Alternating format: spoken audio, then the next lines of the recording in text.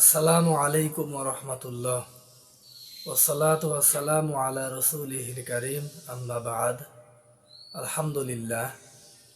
সুনানে তিরমিজি শরীফের 2325 নম্বর হাদিসে রাসূল কারীম সাল্লাল্লাহু আলাইহি ওয়াসাল্লাম বলেন, দুনিয়ার মানুষ চার প্রকার।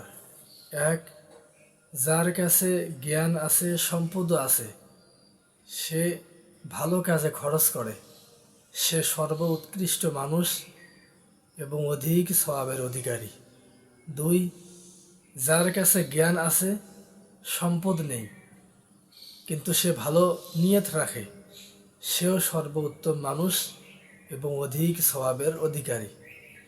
তিন, যার কাছে সম্পদ আছে, জ্ঞান নেই, কিন্তু সে সম্পদ অন্যায় কাজে খরচ করে, সে সর্বনিকৃষ্ট মানুষ এবং পাপিষ্ঠ।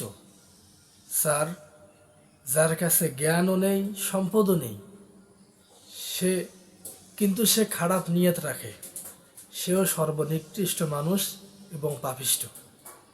তো এই হাদিসের মধ্যে 3 নম্বর এবং 4 নম্বর এই দুই শ্রেণীর মানুষ সর্বনিকৃষ্ট এবং পাপিষ্ঠ। তাহলে আমাদেরকে এই দুই শ্রেণীর মানুষের মধ্যে যাতে আমরা গণ্য না হই, যাতে আমরা না পড়ি, এটা আমরা সবাই খেয়াল রাখব।